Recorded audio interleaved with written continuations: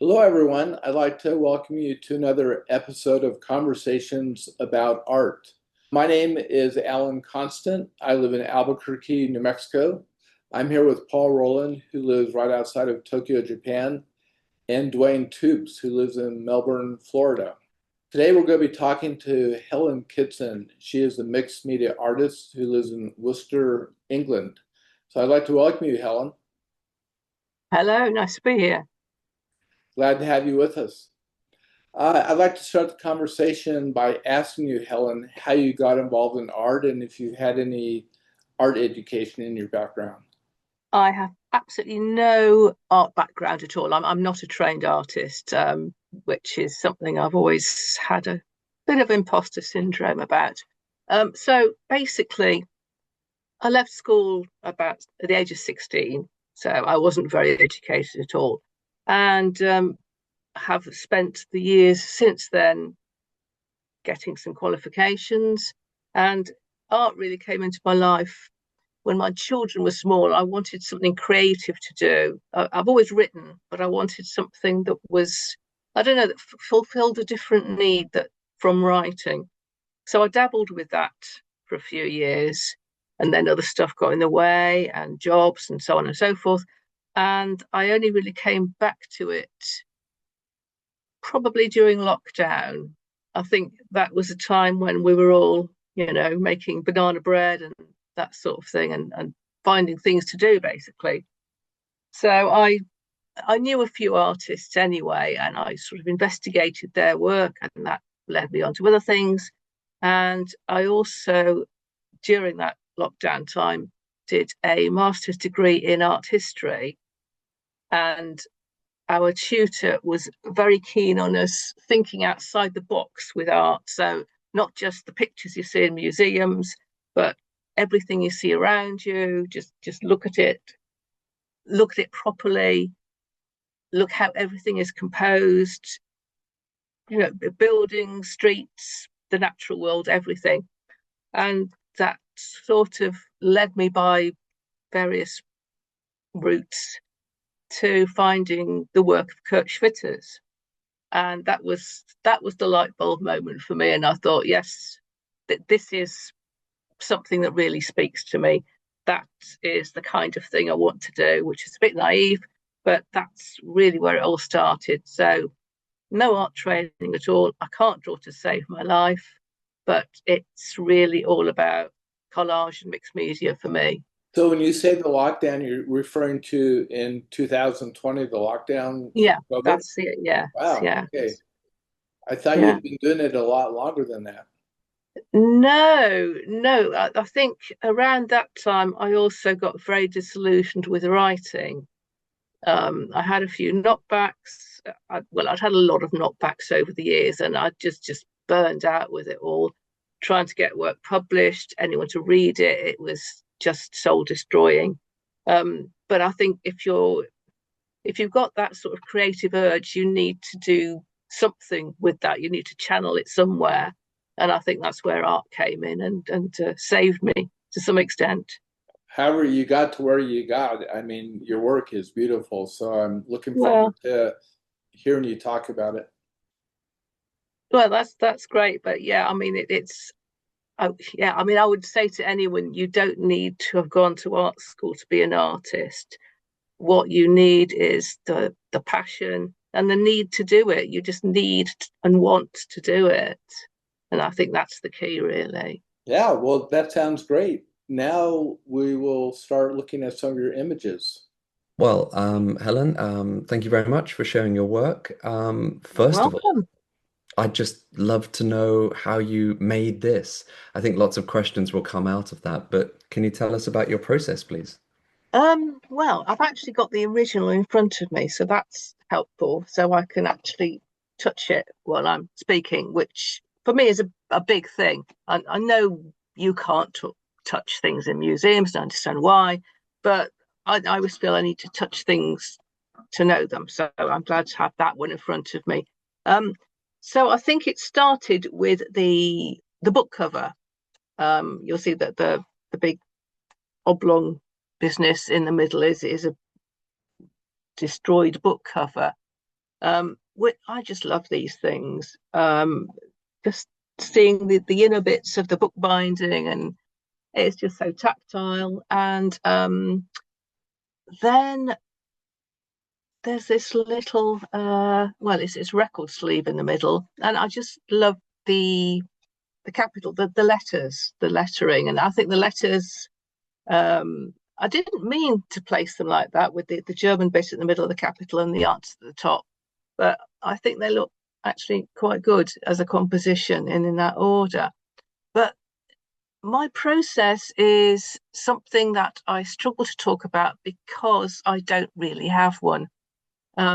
It's really just a question of gathering stuff that speaks to me at any given moment, trying it out, trying different compositions, seeing what works, what doesn't, and that's just that moment when everything just comes together. And that's something you just can't plan. It either happens or it doesn't. And I can't really say why I chose these particular elements. They're just ones that I guess the two bits of yellow, there was probably some kind of subconscious choice in that, but most of it is subconscious rather than making deliberate choices. Because I find when I do make deliberate choices, I end up with something that looks very sterile, and it just doesn't work, even if the composition is in some way good. It doesn't move me or speak to me. So I just have to let it happen, really, and that really is my process for what it's worth. Okay. How do you stay in that state of intuition though, without getting too conscious about it? It must be difficult to not to tip over into trying to consciously compose things. It's actually something I don't find too difficult. I think because I work 4 days a week in a proper job, and that is quite intense. I need to concentrate and focus. So when I come home and I can do some art, I just switch off, get into the zone, and that's it. That's just me gone. Yeah, so I've never really had a problem with getting too conscious about it. It's just completely intuitive, but as I say, for better or worse. And I just wanted to ask you, I loved it when you said you have to touch things to know them. Where do you think Yeah. that comes from? I don't know. I don't know, but I think it certainly explains why I love, old books, bits of rusty metal. Um, yeah, and sculpture is something I've always struggled with appreciating because I just don't feel you can really know a sculpture unless you can touch it as well as see it.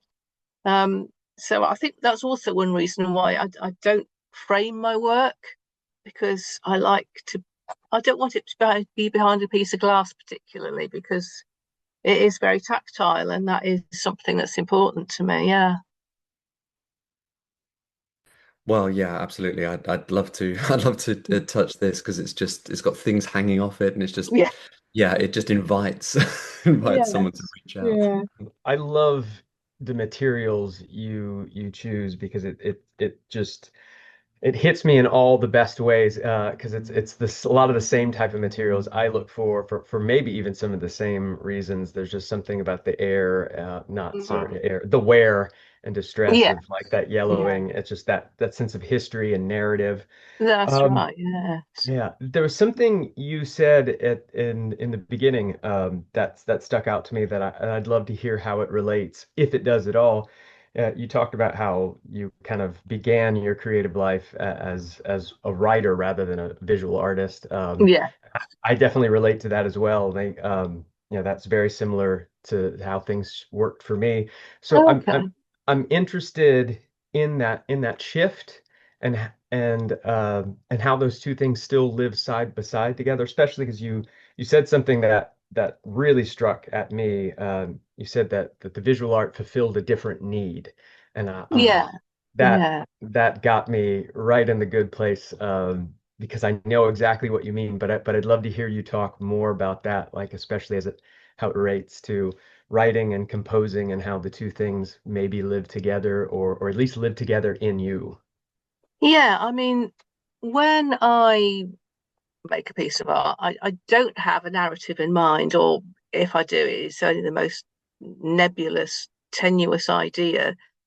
And I think that's probably why I stopped writing in a way, because to write a novel, you need a story, a narrative that you can sustain over 80,000 words. And what I like with making art is it's pretty immediate. It's not something you have to slog on with. Um, it's just not as hard work for me. And for me, it's more like poetry, really, rather than novels, in that it's a small, self-contained. It's got the essence of the idea rather than something that possibly goes on too long, as in the case with some novels. So I like the condensed nature of the pieces, and I think that's analogous to poetry, which is what I started writing, which I should have stuck with, but obviously there's no money in it, so everyone thinks, well, I write a novel and then I'll become rich and famous, etc., etc., and of course nobody does. So I think by going to art rather than continuing with the writing, I'm very much back at my writing roots of writing poetry, to be honest. So I think that's probably where I see it for me. I love that you brought in poetry into this, because there is a kind of almost a lyrical quality in your work, I think, Mhm. that comes through. And there is that tactile nature that I think that poetry does with language that doesn't happen Yes, in other yes, forms, and I see that yeah, working. But do you think you're able to maintain, it's that quandary between something that's made explicit or implicit, and um, language wants to make things as explicit as possible, and poetry yeah, kind of breaks that down, and the visual yeah, arts do it. So yeah. would you say you're getting at something implicitly, but in a way that does not break the mystery of it? I think that would be my goal. Sometimes I make different choices because I feel that what I'm doing is in a way too explicit. It gets a bit messagey sometimes. It's an obvious theme, and I prefer to have something that can be interpreted in different ways, or read against the grain, like poetry can be. So yeah, I don't like things to be set in stone particularly. I like that element of mystery, if you want to call it that. Yeah. Oh, this is marvelous. And it doesn't look like an obvious piece of art. And obviously, it's going to be difficult to put a frame around this Yeah. Yeah. or to put it under glass. Um, oh, my word. Helen, I am drawn to rust and wear and tear and Mhm. stains Yeah. Yeah. as much as you. And Mhm. I am just fascinated as to why we are so fascinated by that. Why do we love old stuff? I don't know.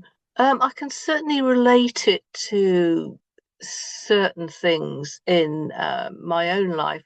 For instance, my grandmother, when well she was still alive, she had a big tin chest in one of her spare rooms, and it was filled with well, they were handmade clothes that she and her sisters had made, and they'd just been sort of abandoned there, and they'd probably worn them when they were in their teens and 20s, which was 60, 70 years earlier. And some of them also had rust spots on, and I just found them so lovely. And I did even wear some of them when I was younger. These falling apart clothes that did fall apart eventually. But yeah, I think there's something about the fragility of the passing of time, of the past, of trying to hold on to things, and not being able to. And maybe there's something of that in it. But also, I just love the way it looks. I don't like the look of a pristine piece of fabric. It just doesn't have any particular interest for me. Yeah, I just like things that have been knocked about a bit, I suppose. Yeah. I know it's difficult to articulate because it's just such Yes. a Yeah. visceral, immediate attraction, isn't it? But can Yeah. I ask, Yes. yeah, What's going on here? This is like it's called Fabric Enfolded Book. What exactly is it? Right, so I've got this in front of me as well. So yeah, the piece you're seeing now, that basically folds around. I don't know if you can see that. That folds around and closes. And then there's ribbon that wraps around it, which I can't do very well because of my cat. So it's basically a book that's enfolded within the fabric. So again, I think it's going back to the days when I was a writer, and also thinking back to those, slim volumes of poetry and magazines and limited editions and all those lovely things we love to collect. So I've made my own sort of little book that sits inside the fabric pouch. Again, just very simple, lots of vintage photos, then bound with some wax thread, and then that just sits in a little fabric pocket. And I just like the combination of, I suppose that the very rustic fabric and the little book inside, and also the overlap between art and craft. I mean, this has been talked to death by everybody, obviously, but there's still that kind of snobbishness with some people that craft is lesser, or that art must fit into certain neat fine art boxes for it to count. Otherwise, otherwise it's basically craft, which is not as good.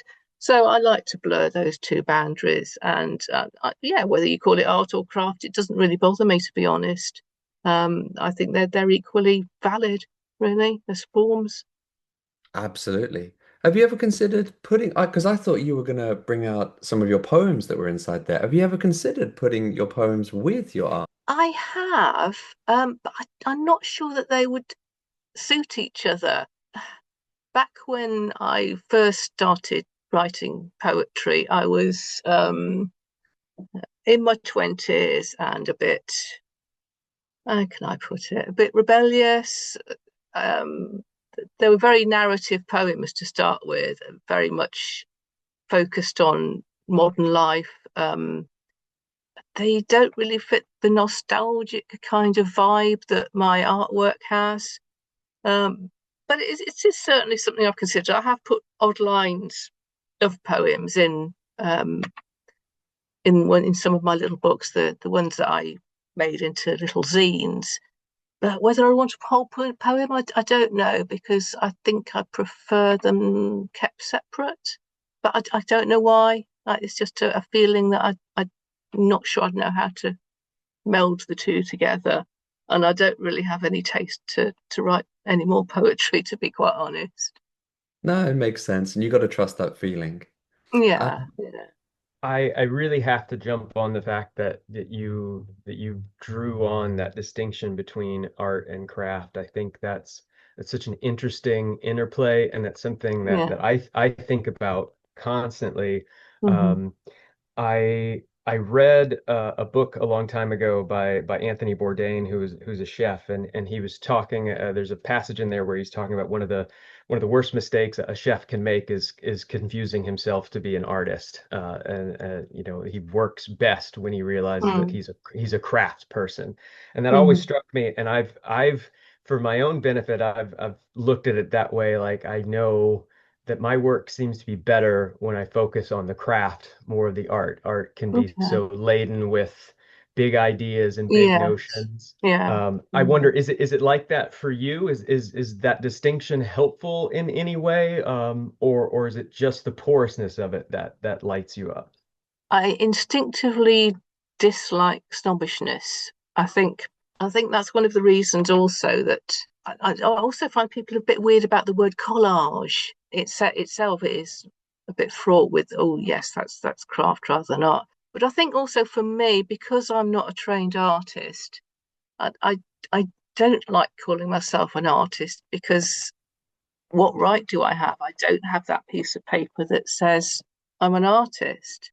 So, and I have no problem with craft, collage craft. I don't really mind, as long as people don't see them as lesser. And I think that is the problem. I think creativity, it can take many forms, and in a sense, it doesn't matter what we call them, but of course it does, because these things are freighted with meaning. So I'm happy to blur the boundaries, and I quite like blurring the boundaries. And yeah, the interplay between the two things is something that does interest me. Where does one end and one begin? I'm not sure, and I don't know that it matters. But yeah, there we are. I love everything about that answer. Thank you so much. I've been noticing these little washers or rings, or not quite sure what these loops of metal are. I'd like to know where you get your materials, but also you have a distinctive style. You have, repeated motifs. Um, Yeah, yeah. what do they mean to you, and where do you get these things from? The washers, well, a lot of them I just pick up off the floor, to be honest. And I've got a bit of a reputation at work. People see me in the car park picking up seed pods and bits of metal. And at first they thought I was picking up fag ends. No, just these bits of seed pod. So everyone thinks I'm slightly mad. But I like finding things. But I do buy a fair amount of washers and so on off eBay, um, old papers and what have you. Um, yeah, the repeated motifs are partly because the washers in particular, that they're circular, they're quite dark. So if you've got quite a light piece, you do need something that contrasts with that and gives a bit of heft to it. So the washers are perfect. Yeah, I just find them so versatile and lovely to work with. And yeah, just nice bits of chunky, rusty metal. I can't intellectualize it, I'm afraid. That I just like. Yeah, not necessary to intellectualize them. But what about these beautiful, wonderful old books? Are you scavenging them from secondhand shops, charity shops? Where do you get them all from? They're nearly all from charity shops. Okay. We've got some brilliant charity shops. Some of these beautiful old books, cheap as chips, because nobody wants them. They're falling apart. Obviously, the more falling apart they are, the better I like them. And yeah, I just deconstruct them, which I know some people find appalling, the fact of tearing books apart with all that implies. But these are mostly books that are ones that are unlikely ever to be read again. And some of them, some of the history books in particular, have some rather eye-wateringly awful stuff in them that definitely wouldn't fly today. So yeah, I just think they're probably better off used for the actual stuff of them rather than what the words in them, which probably don't bear scrutiny these days in the most part. But yeah, they are just gorgeous things, and you can see the workmanship as well of the bookbinding, which I didn't realize until I tried it, just how difficult bookbinding is. It's such a skill, and yeah, I admire anyone who can do that because it's amazing work. And talking of these words that, maybe we should forget, but things Mm. that are jumping out at me, answers from the other one, opera, from here. Are you conscious of them? Are you choosing these words, or they just pop up accidentally for you? They tend to be um, lucky accidents rather than things I go searching for. When I do go searching for things, I invariably don't find anything. So I tend to let them come to me if they want to. Yeah, the lucky accident, it really explains much of, well, if not most of what I do, to be quite honest. Very little is planned. And yeah, just the occasional thing pops out, and it feels a bit like a gift, really, to me at the time. Yeah, I just like them to happen where they will and when they will. And how much are you scribbling or writing on this or tearing or anything? How much do you do to it? Very little. With this one, for example, all that scribbling on the book cover, that was already there.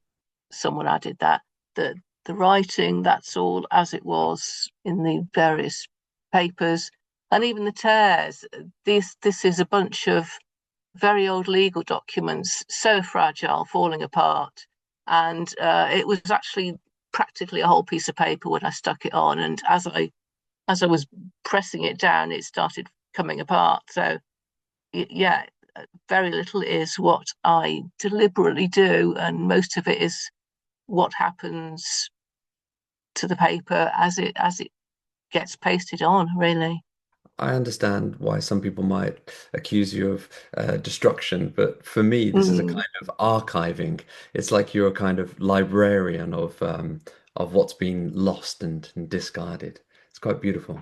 Yeah, it's an odd one, isn't it, really, when you're talking about books, because I mean, I've been very precious about books myself, but I think for me that's changed a lot since I got a Kindle. Basically, because we live in a very small house, we ran out of room to keep all our books. I mean, between me and my husband and the two kids, we had thousands of books, and it was just untenable. So I decided that I would get all my novels onto Kindle format, and the actual books themselves we gave away to various charities, and earned quite a lot of money for the charities in the process. So I'm not as precious these days, and particularly because when I wrote poetry, I did one collection for Blood Acts, which was a major achievement at the time. But it didn't sell particularly well, let's be honest. And I got a letter from them saying, this is a couple of years after it was published, saying basically, do you want to buy any of these because the rest are going to be pulped? And that sort of made me think about how many books are pulped every day that we don't even know about just because they're surplus to requirements. So in saving these old books, I feel like I'm kind of, yeah, saving them rather than going to be pulped or whatever.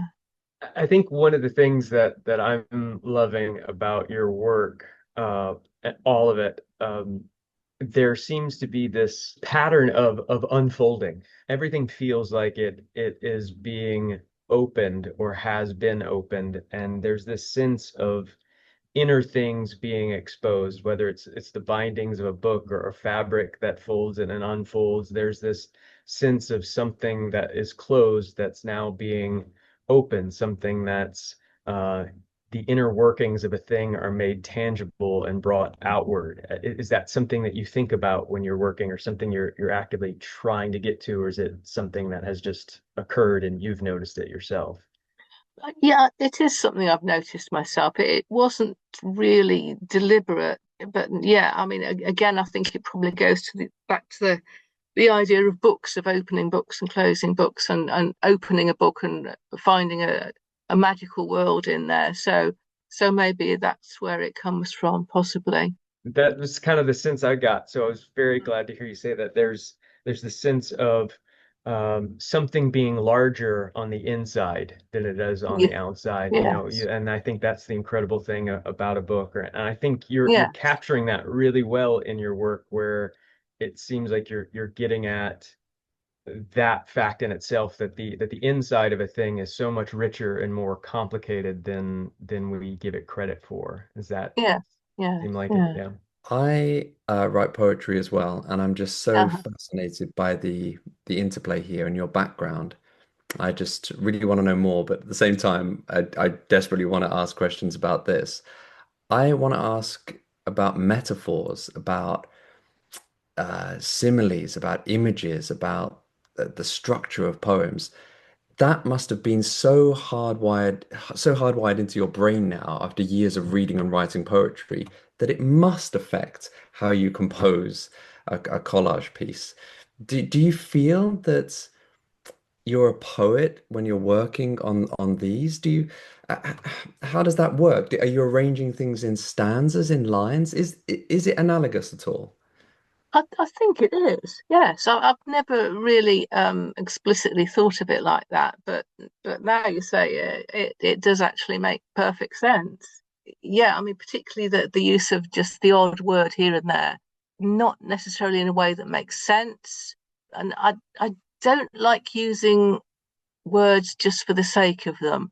I know, some people like to put a word on, or, a couple of words on. I don't like that if it's too, if it's leading you in a particular direction. I don't want to be led, and I don't want to lead people by the words I use.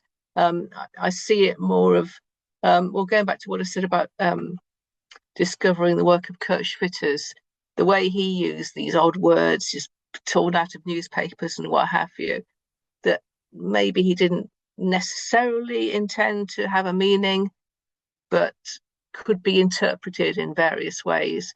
So I hope that's kind of how they work in mine, rather than leading someone in a particular direction, if that makes sense. Oh no, absolutely. And I kind of envy your freedom in making these collages because I understand maybe some of the limitations or restrictions you might have felt in poetry. Maybe it's just I'm speaking about myself, but when something is too narrative driven or only in language, sometimes it feels like it's trapped within language, and there is a sense that you're blurring the boundaries, but also breaking syntax, rewiring my mind when I'm looking at this piece, because I've never seen anything like this before. The way that the things are arranged, the way that the words are spread and organized across, the combination of different things as well. It has what I love in the poetry that I really admire, but it does it in such a free way. How important is that freedom to you, that just freedom to do whatever you like? I think it is absolutely vital, because it's something I found very frustrating with writing, particularly trying to write novels, but even to some extent with poetry, the need for a narrative, the narrative arc, um, and just wanting to be more free in the writing. But I never felt able to do that, because what I was writing then just seemed like nonsense. So I think there's a very thin line, particularly in writing, between something that is very narrative driven, and something that is, well, something like Finnegan's Wake. I mean, well, yeah, what is it? I don't know. I've never managed to get to grips with that, but I kind of admire that kind of writing that doesn't play by any rules. And I think that's probably what I'm getting from art that I wasn't getting from writing, definitely. Yeah. Yeah, I can really, really see that. And I find it quite inspiring. Yeah. Okay, let's keep going on. I think this could not, for me at the moment, could not have been timed better, looking at this particular piece and knowing what I wanted to leap back to. There's something you said, I don't want to be led and I don't want to lead people. And I Mhm. love that so much on so many levels, because it just leaves so much fluidity and open-endedness and this ellipses of experience. Um, Mm. so if if someone were to look at this piece, or maybe any of your pieces, and you're not wanting to lead them, you're not wanting to do that, what kind of experience do you hope happens between the audience and one of your works, or even like a work that is as interesting as this is? Really, I just hope that the viewer would find something in it. But what that is, whether it's some kind of referencing back to something in their own life, something of nostalgia to do with their own experiences, or just finding it pleasing, or tactile, nice to hold, because these are wooden blocks. They're meant to stack up. You can stack them however you want. They're meant to be held, touched, like sort of talismanic, if you like, even. Yeah, I really don't mind what people see in them, as long as they find something that speaks to them, which is, I think, all you can ask from any piece of art, really, isn't it? I think. I completely agree. Has there ever been a moment where someone has shared with you what they've gained from your work that allowed you to see the work in a way that you hadn't seen it before? Probably, but I can't think of anything right offhand. Yeah, there have been moments like that, and now you're putting me on the spot, and I can't think of them. But there definitely have been things where people have mentioned on Instagram posts, for instance, things that they've seen in it, and I thought, oh yeah, that's right. Yeah, I didn't notice that, but yeah, I see it now. So yeah, I can't come up with any specific examples. I'm rubbish at doing that, but That's definitely okay. things that people say do resonate, and it does make me think that they are communicating something good with other people, which is the main thing, really, after all. Is that something you hope for, that you would be given some insight into the chance or the serendipity of the work in a fresh way from the audience? Is that something you hope for or look for, or is it just something you just welcome if it does happen? Yeah, it's not something I need, but it is nice to get that kind of unsolicited feedback, to know that they have made well, not a difference, but they've made an impact on someone, that someone's seen something in them that works for them. Yeah, it is very gratifying. I think I do make my stuff primarily for myself, even though I do sell some of them. But obviously, it's always nice to know that they resonate with other people, for whatever reason. It doesn't matter why. Just as long as as long as they're out there and people see them and like them. Have you ever thought about that interaction of when the work is being seen and you're showing it and people are experiencing it? Uh, is there, especially because you try to make your work so tactile, there's this sense that you want it to be held and touched, and so do you ever think of it as a kind of collaboration between you and the audience, or are they a part of the making of it, or the meaning of it, or at any stage of it? Yeah, I don't know. I don't know that I would put it in quite those terms. Um, it's more that, particularly with something like Instagram, it's more of a collaboration with everybody on there, the other artists as well, because seeing other people's work, that is the most inspiring thing of all, really, for me, and very enriching.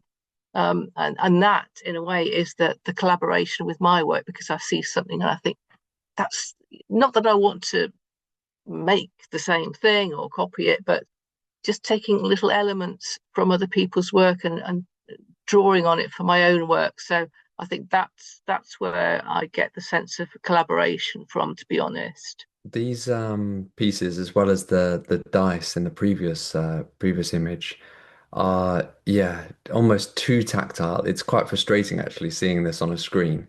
I often want to touch paintings and sculptures and Yeah, artworks, and yeah. I resist temptation. But my goodness, I want to turn these pages. I really wanted to turn those dice over, and I know that there's going to be images on each side, Yeah. and then there's going to be so many different variations. Have you exhibited your work?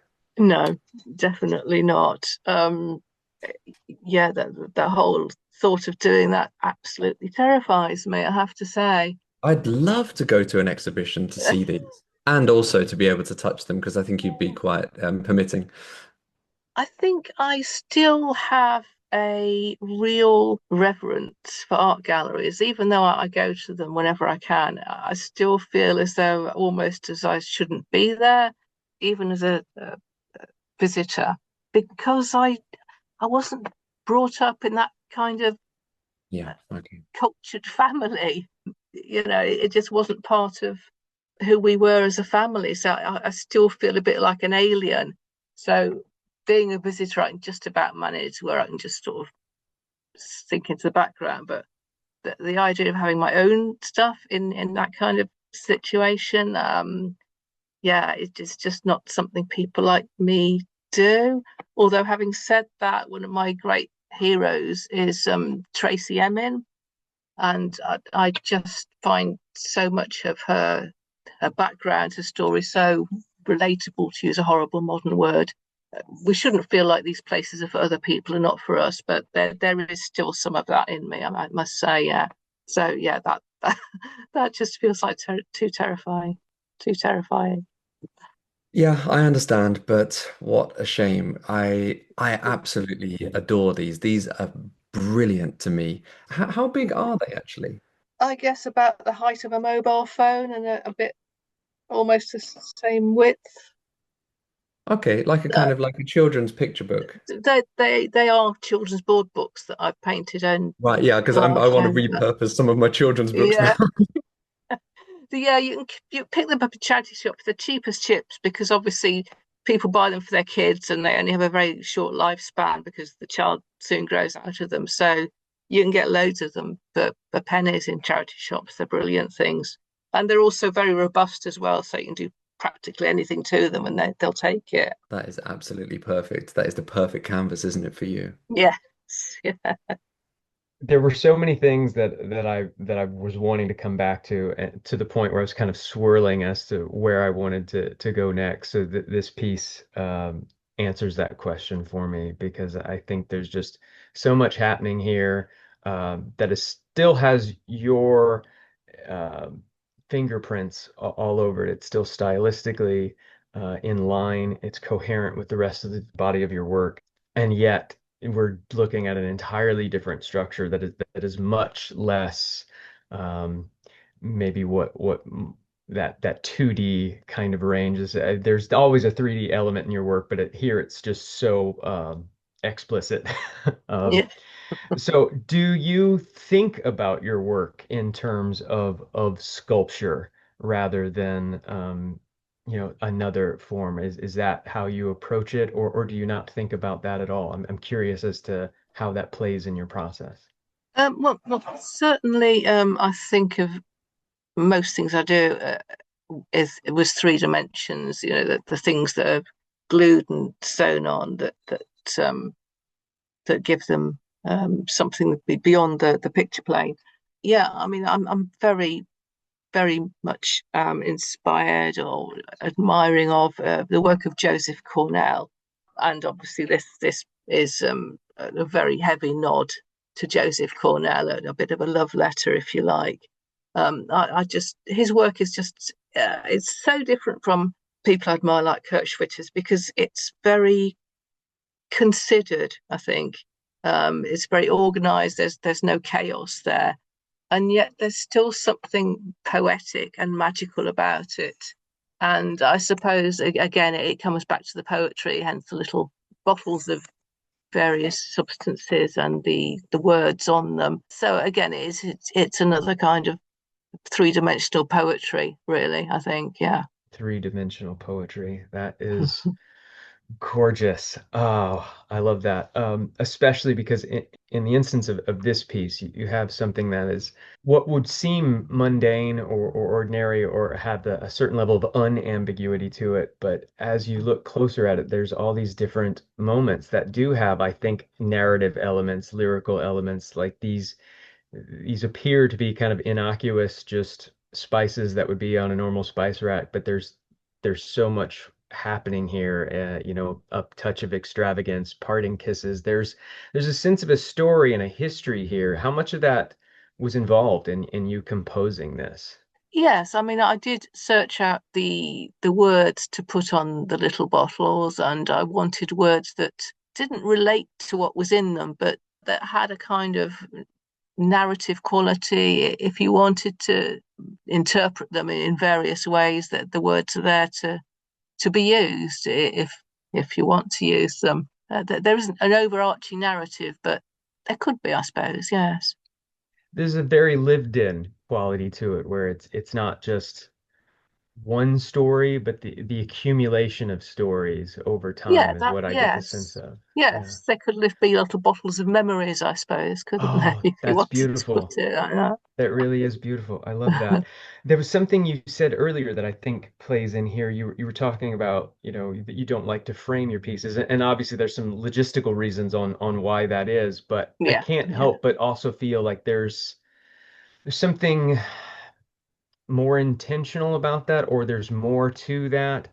I saw a documentary years ago about a collage artist named Eunice Parsons. I don't know if you're familiar with her work, but I highly recommend it. But there's one point where she's talking about her process, and she's kind of likening the collage making process as butterfly collecting. I can't remember her exact words, but she's talking about you're drawn to these butterflies because they're full of flutter and life and vibrancy, and so you collect them. But then the minute you pin them down to a board, they're not alive anymore. The thing that you loved about them has now been taken away. I wonder if is that part of that non-framing thing? Is there something of the aliveness that you think would be lost in your work if it was maybe exhibited too grandly or framed too concisely? Yeah, I can see that. And also when you said that, it made me think of back in the day when I wrote poetry and I was a member of a poetry group, and the idea was to critique each other's works. And in the end, I left because to me, I can see the value in it, and but at the same time, making those little criticisms of a choice of word or stanza breaks, it seemed to me at the time, and I even said it to someone, it's like pulling the wings off butterflies. It it killed the life out of them a lot of the time. It might have ended up with something that sounded more polished, but something died in it as well. So I think probably that is also why I don't want it framed. I don't want. I mean, people if people want to buy them framed, then that's up to them, of course. But I wouldn't choose to frame them myself because I don't want them behind glass like yeah, like a dead thing. Yeah, absolutely. I love all of that. You have just been speaking my language start to finish this whole interview, so I cannot thank you enough for sharing all of this. It has been an absolute joy to me. Well, Thank I'm you so very much. honoured because I admire your work tremendously. Oh, So wow. yes. Okay. All right. I wasn't ready for that, so thank you very much. Wow. Oh, that means more to me than I can say to you right now. Thank you so much. Wow. Thank you. And Helen, I would like to thank you too for participating in this. Um, I don't often use the word delightful, but I would say your work to me is delightful. I Thank love you. it every time you pop up on my Instagram. And I think I would have to say you're probably one of my, I won't call you an artist, but I'd say you're one of my top 10 image makers that I find on Instagram. So whatever Thank you're you. doing, please keep doing it. Thank you. I certainly will. So again, thanks so much. Thank you very much. It's been great. Thank you, all of you. Thanks.